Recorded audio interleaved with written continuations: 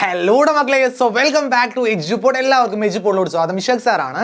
ഇന്ന് നമ്മൾ പ്രധാനമായിട്ട് ഡിസ്കസ് ചെയ്യാൻ പോകുന്നത് ആനുവൽ എക്സാമുമായി ബന്ധപ്പെട്ട് നമ്മുടെ 8ാം ക്ലാസ് കെമിസ്ട്രിയിലെ ആദ്യത്തെ ചാപ്റ്ററിൽ നിന്ന് വരുന്ന വളരെ ഇമ്പോർട്ടൻ്റ് ആയിട്ടുള്ള ഒരു ടോപ്പിക്കാണ്. ഓക്കെ, എന്താ ടോപ്പിക് എന്നല്ലേ ഇത് കാണുന്ന സമയത്ത് തന്നെ നിങ്ങൾക്ക് മനസ്സിലായിട്ടുണ്ടാവും. Separation of mixtures. മിക്സ്ചേഴ്സ് എങ്ങനെ സെപ്പറേറ്റ് ചെയ്യുന്നു അല്ലെ? രണ്ട് കാര്യങ്ങൾ കൂടിയതാണ് മിക്സ്ചർ അറിയാം. രണ്ടോ അതിലധികമോ കാര്യങ്ങൾ കൂടിയാണ് മിക്സ്ചർ എന്ന് പറയാം അല്ലെ? ആ മിക്സ്ചേഴ്സ് എങ്ങനെ നമ്മൾ സെപ്പറേറ്റ് ചെയ്യും? ഒന്ന്, നമുക്കറിയാം സബ്ലിമേഷൻ.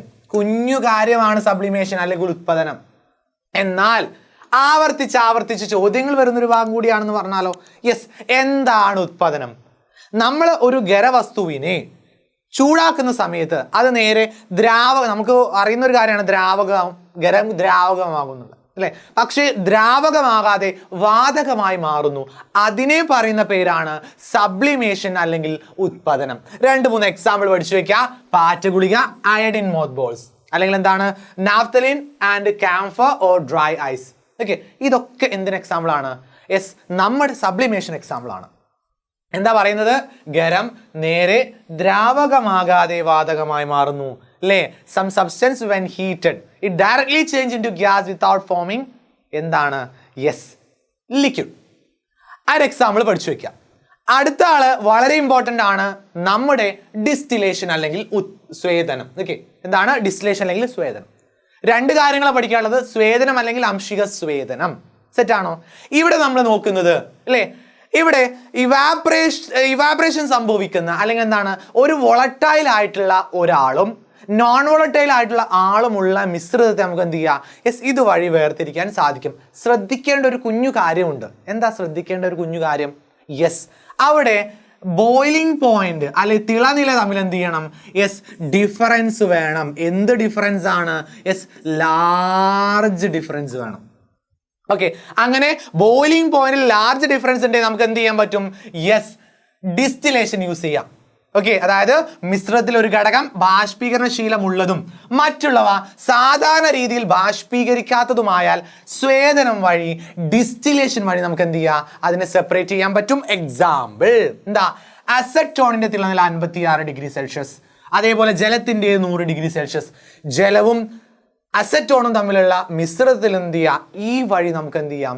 ഡിസ്റ്റിൽ ചെയ്തിട്ട് വേർതിരിക്കാൻ സാധിക്കും.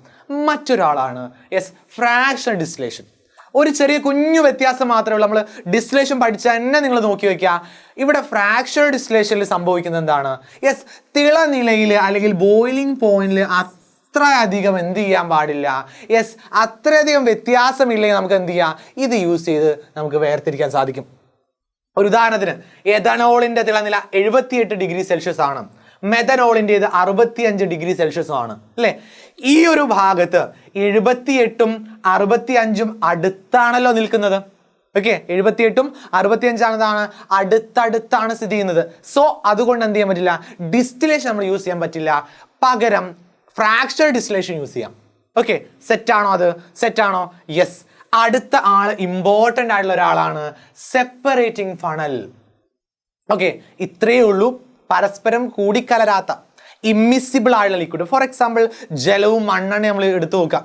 ജലവും മണ്ണെണ്ണ എടുത്തു നോക്കുന്ന സമയത്ത് അവർ പരസ്പരം കൂടിക്കലരുന്നില്ല. അതേപോലെ ഡെൻസിറ്റിയിൽ വ്യത്യാസമുണ്ട്, സാന്ദ്രതയിൽ എന്തുണ്ട്? ഒരു വ്യത്യാസമുണ്ട്. അപ്പൊ ഇതിന് നമുക്ക് എന്ത് ചെയ്യാൻ പറ്റും? വേർതിരിക്കാനായിട്ട് സെപ്പറേറ്റിംഗ് ഫണൽ യൂസ് ചെയ്യാം. ഇവിടെ നോക്കുക, വെള്ളവും കെറോസിൻ നമ്മൾ ഇതിലേക്ക് ഒഴിക്കുകയാണെങ്കിൽ കെറോസിൻ മുകളിലും വെള്ളം താഴെ നിൽക്കുന്നു. നമുക്ക് എന്ത് ചെയ്യാം? വെള്ളത്തെ ആദ്യം വേർതിരിച്ചെടുക്കാൻ സാധിക്കും. പിന്നെ ആരെ വേർതിരിച്ചെടുക്കാം? മണ്ണെണ്ണയെ വേർതിരിച്ചെടുക്കാം അല്ലെ? അടുത്ത ആള് നമ്മൾ പറഞ്ഞ സെൻട്രിഫ്യൂഗേഷൻ. ഇത്രയേ ഉള്ളൂ. സെൻട്രിഫ്യൂഗേഷൻ എന്ന് പറഞ്ഞാല് കറക്കുക. ഓക്കെ, അതായത് മാസിൽ ഡിഫറൻസ് ഉണ്ടെങ്കിൽ, ഓക്കെ, എന്താണ് മാസിൽ, അതായത് പാർട്ടിക്കിളിന്റെ മാസിൽ ഡിഫറൻസ് ഉണ്ടെങ്കിൽ ഈ വഴി വേർതിരിച്ചെടുക്കാൻ പറ്റും. എന്താ സെൻട്രിഫിക്കേഷൻ? മറന്നു പോകരുത്, കറക്കുക. എന്താണ്? ഇവിടെ ബ്ലഡ്, ഓക്കെ, ബ്ലഡ് എടുക്കുകയാണ്. ബ്ലഡിന്റെ സെല്ലുകളൊക്കെ നമുക്ക് എന്ത് ചെയ്യാം? ഇവിടെ പലയിടത്തായിട്ടും കാണാൻ പറ്റും. RBC, WBC, പ്ലേറ്റ്ലെറ്റ്, കുറേ കാര്യങ്ങളുണ്ട് അല്ലെ? അങ്ങനെ ആ സമയത്ത് അല്ലെ, നമ്മളിത് കറക്കുന്ന സമയത്ത് എന്താണ്? ഭാരമുള്ള കണികകൾ ദൂരേക്ക് മാറുന്നു. ഓക്കെ, ഭാരമുള്ള കണികൾ എന്ത് ചെയ്യുക? ദൂരേക്ക് മാറുന്നു. അപ്പൊ നമുക്ക് എന്ത് ചെയ്യാം? ഇത് വേർതിരിച്ചെടുക്കാൻ സാധിക്കും. ഏത് യൂസ് ചെയ്തിട്ട്? സെൻട്രിഫ്യൂഗേഷൻ യൂസ് ചെയ്തിട്ട്. സെറ്റാണോ? അടുത്ത ആള് ക്രൊമാറ്റോഗ്രഫി ആണ്. ഇത്രയേ ഉള്ളൂ. Chromatography is the method used to separate more than one solute dissolved in the same solvent. അതായത് ഒന്നിലധികം സൊല്യൂട്ട് ഒരു സോൾവെന്റിൽ ഡിസോൾവ് ചെയ്തിട്ടുണ്ടോ, ക്രൊമാറ്റോഗ്രഫി യൂസ് ചെയ്തിട്ട് എന്ത് ചെയ്യാം, നമുക്ക് അതിനെ വേർതിരിച്ചെടുക്കാനായിട്ട് സാധിക്കും. ഓക്കെ, എക്സാമ്പിൾ ആണ് സെപ്പറേറ്റിംഗ് കോമ്പണൻസ് ഓഫ് ഡൈസ്. എന്താ ഡൈസ് എന്ന് പറഞ്ഞാല്? യെസ്, നമുക്കറിയാം ചായം അല്ലേ, അതിൽ എന്ത് ചെയ്യാം, നിറങ്ങൾ വേർതിരിച്ചെടുക്കാൻ പറ്റും. സെപ്പറേറ്റിംഗ് പോയിസണസ് സബ്സ്റ്റൻസ് മിക്സ്ഡ് വിത്ത് ബ്ലഡിൽ കൂടി കലർന്നിട്ടുള്ള വിഷാംശങ്ങളെ വേർതിരിക്കാനായിട്ട് നമുക്ക് എന്ത് ചെയ്യാം, ഈ ഒരു കാര്യം യൂസ് ചെയ്യാൻ സാധിക്കും. ചോദ്യം number 1. The apparatus used for separating the components from a mixture of water and kerosene. ഒരു മാർക്കാണ്, ഒരു മാർക്ക്. എന്താണ്? യെസ്, ഉത്തരം സെപ്പറേറ്റിംഗ് ഫണൽ. ഓർത്ത് വെക്കുക, എന്താണ്? സെപ്പറേറ്റിംഗ് ഫണൽ ആണ് എക്സാമ്പിൾ.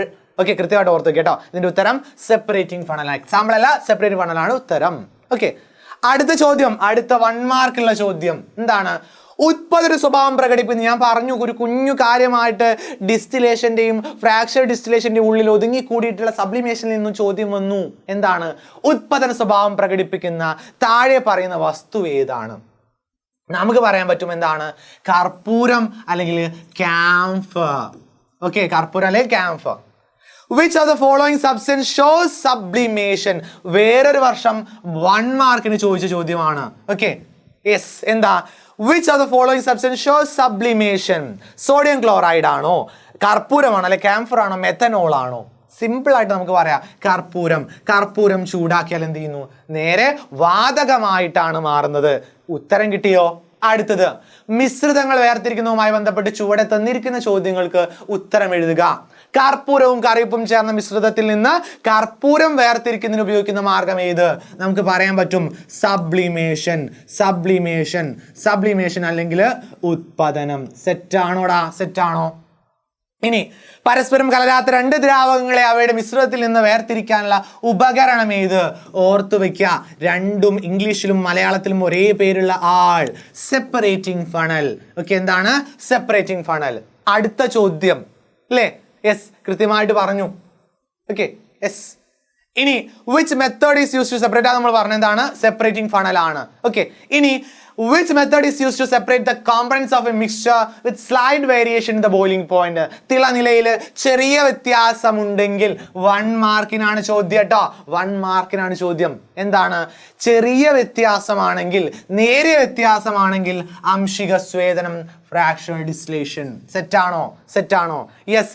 ഏതാണ്? which substance can be changed directly into solid gas heating without forming liquid? എന്താ? Salt, sand, camphor is the right answer അല്ലേ? ഇതൊക്കെ നിങ്ങൾ പഠിച്ചു വെക്കുക. ഇതൊക്കെ എന്താണ്? 3 മാർക്കുള്ള ചോദ്യമായിട്ട് ഒരു വർഷം ചോദിച്ചതാണ്. ഓക്കെ, സെറ്റായിട്ട് പഠിച്ചു വെക്കുക. സോ മക്കളെ, അടിപൊളിയായിട്ട് പഠിക്കുക. All the very best. By.